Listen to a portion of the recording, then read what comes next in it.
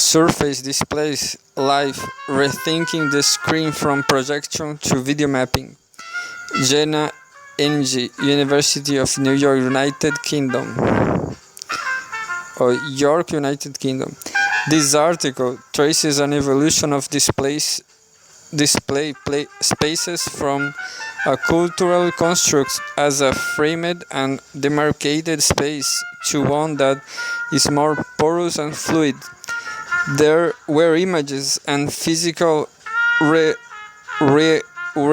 realities engage with each other in increasingly profound levels. Using case studies of displays taken from cinema, digital video, and video mapping, this article argues that the cultural conception of the screen as a display surface evolves with advancing digital technologies, in turn soliciting actions by an interaction with the users in ways which are visual, architectural, material, representational, and computational.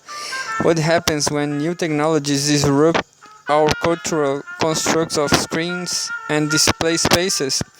How may we redefine the spaces of image and those of the world? How then do we relocate ourselves within those spaces?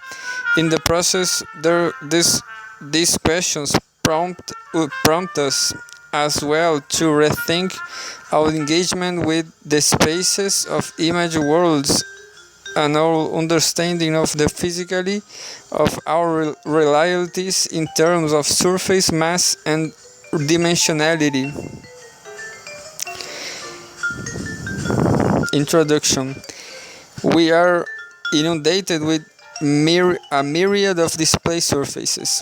With global access to 6 billion mobile phones alone, not to mention other devices such as tablets, laptops, this small screen circulates in our midst as an ubiquitous black mirror, reflecting ourselves as well as also being a portal to an instant-on state of existence in the world of apps, games, communication, and images. From metro stations to airports, it is virtually impossible to now walk through a building without passing a LED screen illuminated with the latest advertisement. For some displays, the screen is eschewed altogether, such as the holographic announcements of Holly and Graham at London Luton Airport, which are used to communicate important security messages as passengers pass from check-in to departure lounge.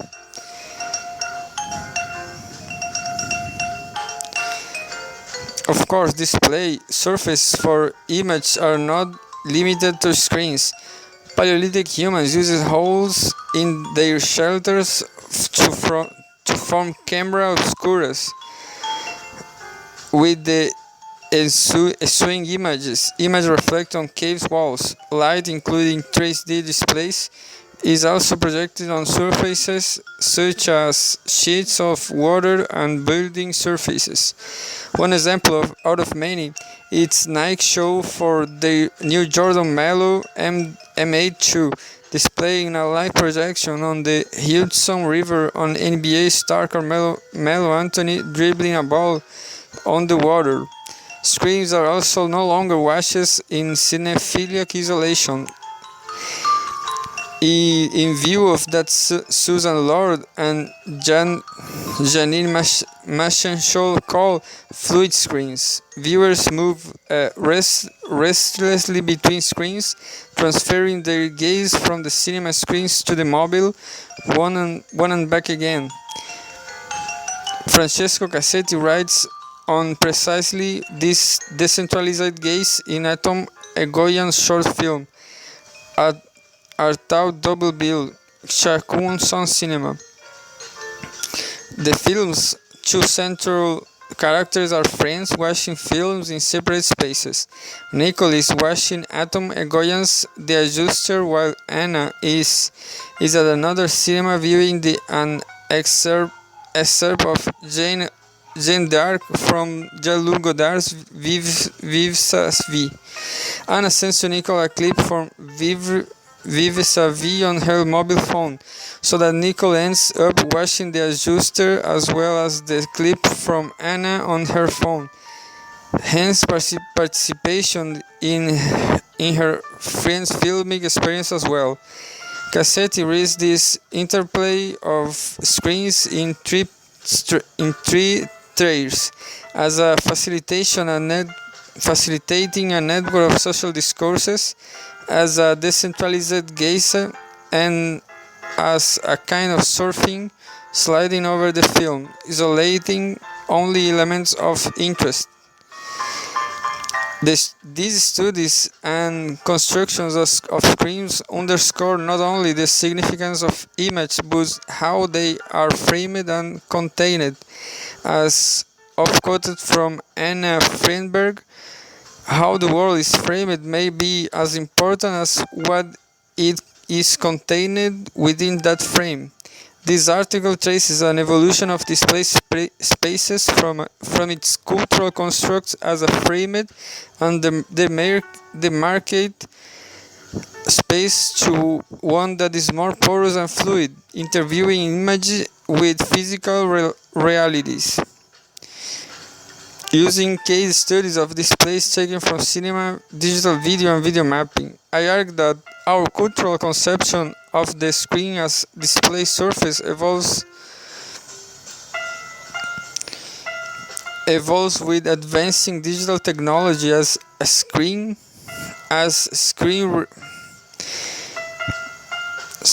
realities give rise to ever more complex relationships between image and referent. What happens when new technologies disrupt our cultural constructs of screens and display spaces? How many we redefine the spaces of images and those of the world? How then do we relocate ourselves within those spaces?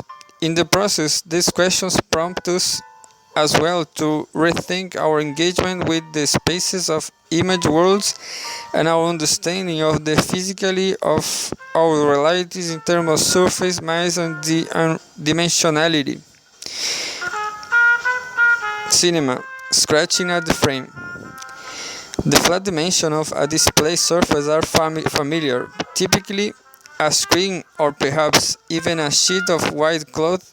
Such display surfaces are a specific angular, typically rectangular in varying ratios, with two longer ends as its legs and two shorter as its width. Surface on which the image appears encloses be its edges. This geometrical delineation of space from the image persists in various forms and as a manifestation of display surface. Even virtual worlds such as Second Life host virtual screens in such two-dimensional displays of images, even though they are not physical barriers, constraints on room size, limitation of lights, or sig for keeping to the composition. Choose a specific space in which the image appears thus frames into two ways. Firstly, it marks the borders of the image, or at least the references to the borders of the image, in terms of where the image is designated as on screen and where is not off screen. Is considering the space of a film image. Both on-screen and off-screen materials are considered significant, with the definitions of that display space made is in reference to what the viewer can and cannot see, and correspondingly where the image exists and where it does not. Secondly, the screen delineates the boundaries which contain the diegesis that happens in the story world of the display is enclosed even and condensed in and behind the screen. In this sense, the screen is three-hole bordering two worlds, concealing yet revelatory. A virtual window, as considered by Anne Friedberg, simultaneously taking into account framing, mediating, lighting, perspective, and architecture. In her book, The Virtual Windows, Friedberg traces the application of the window, so long a cultural construct for pictorial framing, to the screen, where the perspectival framing of the window and thereby the screen enables the spectator not only to look and apprehend the represented reality of the image, but it's separated and protected from the filmic space. Hence, as Friedberg argues, the screen as window is the paradoxical aperture through which the physic space of the film, as described in apparatus theory, unfolds onto the physical space of the screen, and through which the spectator acquires her mobilized gaze. To Friedberg, the construction of the screen as window is based precisely on the existence of its frame, and thereby on the virtual and physical solidity of the structure. A virtual window is reliant not on its transparency but in its opacity. Recognition is thus made implicitly or otherwise of the screen's boundary. Its norm is to be a barrier which demarcates filmic and physical spaces, and any detraction from that is an exception. The direct address of characters is the film looking into the camera, yet the audience. For instance, it's considered to be such a transgression of that enclosed story world, a violation implicit in its name, to break the fourth wall. In direct address, the film characters' acknowledgement of the audience destroy the illusion of the screen boundary, with the general ensuing effect of ambivalence, laying precisely in that merging of the viewers and the film world. Interactive cinema, too, plays precisely on blurring those limitations. For instance, Chris Hall's interactive film show Cause and Effect includes works such as Natural Story, which requires the audience to hum together in order to refocus an image, has those uses cause and effects to underscore the breaching of the three-hole present by the screen. The Japanese horror film Ringu 2098 also mines the supposed inviolability of the screen for its climatic effect. A horror thriller about a cursed videotape that kills a week later anyone who watches it. Ringu follows the efforts of an investigative reporter to save herself, having inadvertently watched the tape and fallen under its curse. The played videotape disseminating the curse is confined to the world behind the screen. It is thus entirely appropriate that the curse itself manifests in Sadako, so lurching from should stretch out the screen to reach its terrified victims. For the horror of Ringu lays not simply in the terrifying semblance of Sadako but in the violation of the screen's boundaries, which had erstwhile kept the horror of the course, as the videotape, at bay, so to speak, and enclosed in the separate world behind the screen. That effect of the horror is doubled for the cinema audience not who had been similarly watching the film, and the cursed videotape on a screen separating them from the story world of Sadako Kurse is a further aspect of the film potent horror, for which the breach of the screen is in the film it is core. The screen no longer a marker.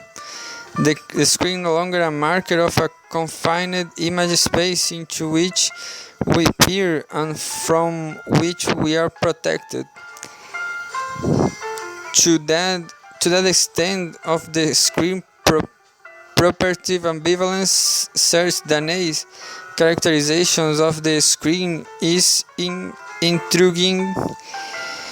He relates the screen particularly in reference to French film critic André Bazin, aesthetic of pure cinema, which Daney terms fantasy, is counterpoint. Daney emphasizes the reality of the screen. What overdetermines the Bazinian fantasy of the perfect illusion, and it is wake and whole swath of idealistic discourse on the cinema is a comical vision of the screen that as the surface of a Teflon saucepan in glass, capable of sealing in the culinary sense, says the Sinfier.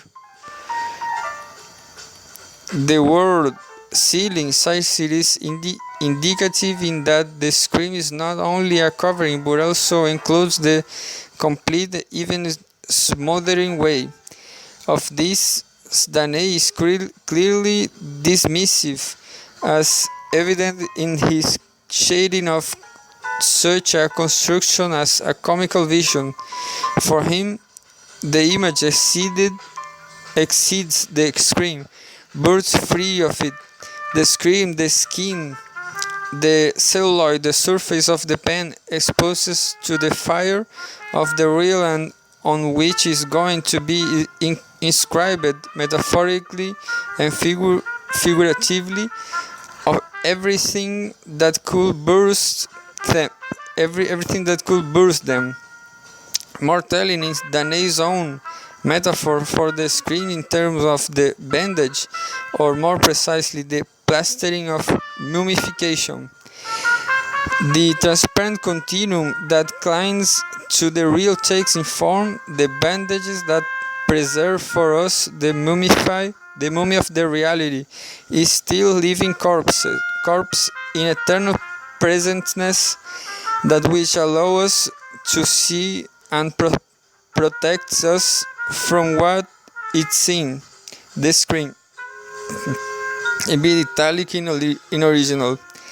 The preserving of the mummy of reality refers to André Bazin's charging of the recorded images, and indeed of the visual arts in general, origin to the mummy complex, as in cinema itself, in view of its recording of time and duration as a mummification of change.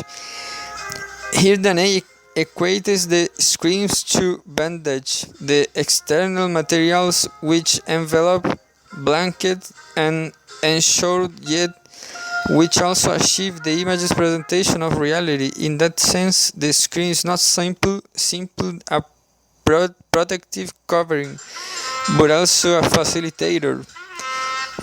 Is the mummy represents a certain preservation of some form of life. It bandages both conceal and accomplish that preservation.